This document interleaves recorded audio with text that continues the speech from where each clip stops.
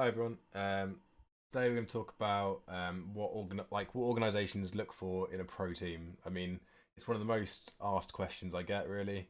Um, how should I present myself to an organization to help my chances of getting into that team? I guess. Um, I think the first thing you should look at is there's quite a lot to this, but the first thing you should look at is what do you want out of an organization? You want sustainability.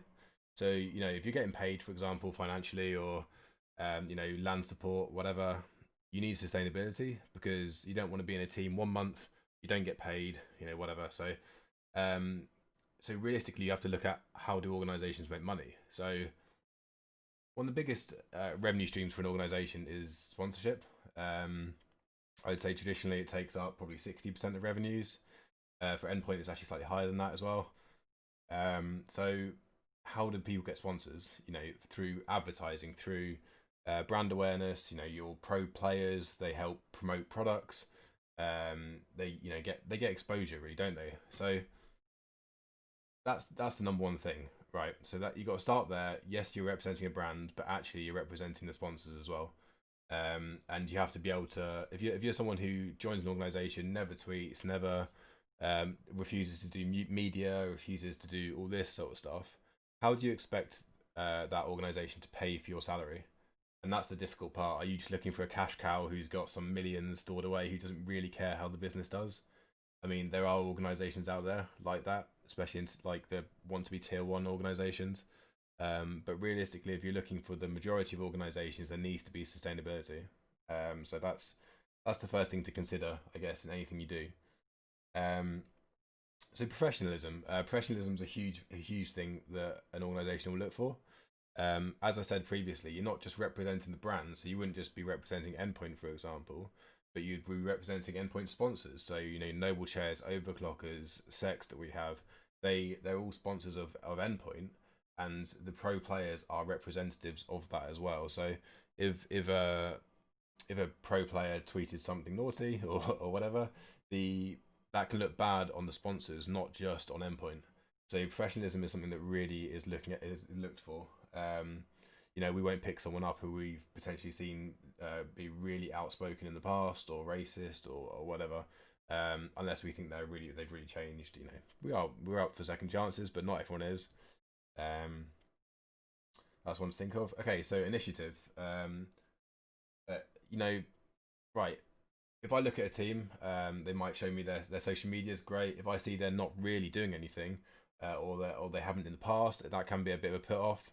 I'll give an example for this. If you look at Boaster, who used to be in the Counter Strike scene, he's now in Valorant. So his team, Summon FC, um, I've noticed that they're doing interviews, media. They're not an organisation, but they're showing initiative that they can do it. So if we were to, for example, pick that team up, I know for a fact that Boaster and Co will help do media if we ask them to. If we ask them to, can you do a recorded interview for us? Can you put yourself in front of a camera and do this? They'll do it, and it doesn't. There's no questions asked.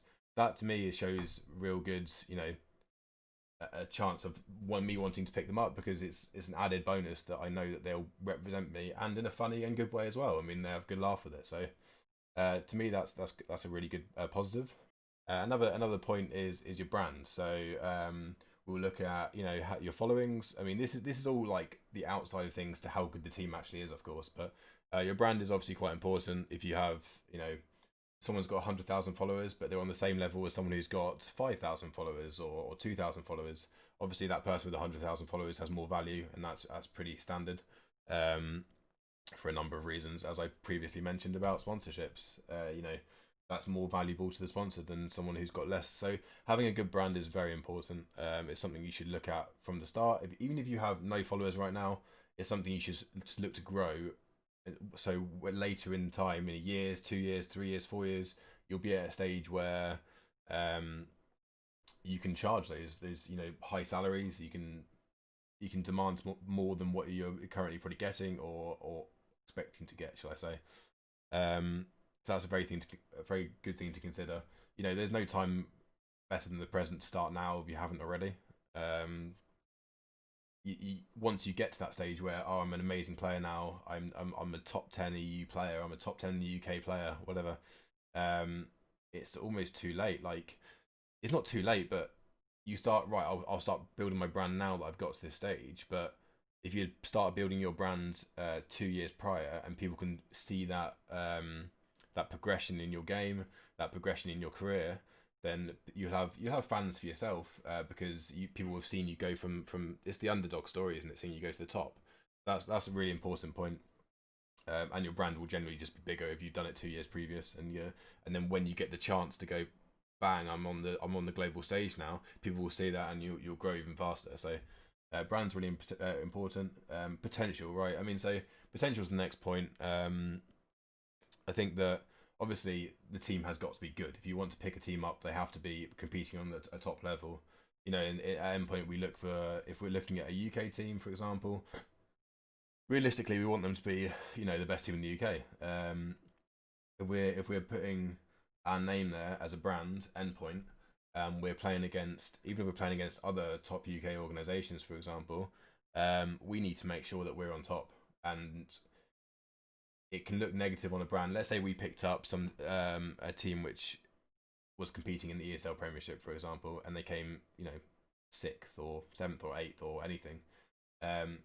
That doesn't then see Endpoint for us as a brand where if players want to join us, that looks bad on us, and we want to be a place where if someone says they're an Endpoint, and someone beats Endpoint as an organization, that means something. It doesn't mean it doesn't mean, oh, this lineup was worse than another lineup. We want it to be a case of if someone plays Endpoint, it's the whole like Man United factor, isn't it? When someone go to Old Trafford, you're beating Man United. It's a huge thing, or it used to be more so. And I think we want that same ethos, and the same like fear factor. Oh, we're playing Endpoint. It doesn't matter who the players are in some senses. It needs to be that fear factor that you're playing against Endpoint, and we want to grow that. So yeah, obviously potential. We might not pick someone up at the top of the game. We want to be able to show that we can grow with the team. So, we're not a tier 1 organisation. We haven't got the money to pick up the number 1 team in the world now. We want to be able to grow a team from X to the top. I think that's quite important as well. So obviously games exposure. Let's say you're in Counter Strike. Exposure.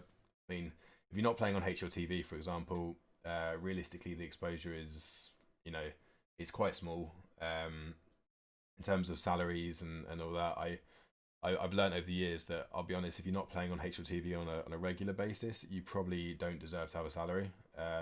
That's straight up. And unless your brand can carry that salary, which it can do. So again, it shows the importance of it. But exposure is so, for example, we've sold title sponsorship at Endpoint Sex. We track amount of viewership for our games. That's exposure, which we can show to sponsors and then pay for that, and we can pay for better salaries. Great. Obviously, when you're pitching to a team, it'll be good to tell someone, I'm going to be in this tournament. I'll be competing in this competition. Average viewership is this. You can expect to see all these things. It is a good thing for us to know. Prize pools obviously is important. I mean, cuts that organisations take in prize pools aren't usually huge amounts, but it still is a revenue stream. I would say it's probably the second revenue stream behind sponsorships. So it can be good if you're pitching to a team to say, in the next month I'm playing this $10,000 tournament, or in the next year, or last year, for example, I played in $100,000 worth of tournaments, and I expect that to be the same this year or more, or whatever, is quite important. Another thing is, okay, so I mean, generally, what you're going to look at is obviously the team has to fit to the organisation. So, Endpoint has a fairly high UK focus, I'd say. So if a random team from Germany, for example, comes in and says, can we pick you up? Or can you pick us up? Sorry. Then realistically, it doesn't matter how good they are in a lot of ways. We often will just say no, because it's not the way our brand wants to go. We want to get UK talent onto the global stage. So the fit just isn't there. So the fit has to really be there. That also goes in with realistic or unrealistic expectations of what the team wants. Our budget is obviously very fixed. People say to us, we currently have, I would say, 2 teams in tier 1 games. So we have a top Counter Strike team and a top Rocket League team. We also have a top Quake player and a top Rainbow Six female team, but those games are currently smaller than they're not a tier 1 games currently. So they people say, right, so you've got Counter Strike Rocket League, why haven't you got a tier 1 Valorant team? It doesn't really work like that. You have set budgets, you have set amount of money that you can spend. So we've got a lot of money spent on that. So if a tier 1 Valorant team comes to us right now, our answer could just be no, because we haven't got the budget. Hopefully for the future, but the promise of that salary has to be there. You can't be having the whole saying of, oh, we'll pick you up now and you'll be, once we get a sponsor, we'll pay you a salary. Don't believe that crap. For a start, sponsorship deals can take years to happen. Investment can take years to happen. It's a very, you have to, if you want sustainability, you need to be in an organization that can offer you what you want. I mean, it might be a case of, okay, they can offer you a LAN event, and that's great because that does take money out of your pocket. But then contracts should be small for that. They should be a couple of months or whatever. If you sign long-term contracts, you need sustainability. But that's more from an organisation's point of view. But watch out for the little tricks of some of the organisations that might say those words. So obviously, when you pitch to an organisation, a deck is obviously important. Make yourself look professional again. You include your social media reach, your like pictures of your players. If you've got headshots, great. Achievements of the players is good. Obviously, achievements of the team if you've been there for a long time. I mean, we look to pick up teams that have been together for a little while, which is quite important to us. We don't want to. We've been down the route of like trying to build a team like one at a time, and it doesn't really work for us. It can work, but it's very hard.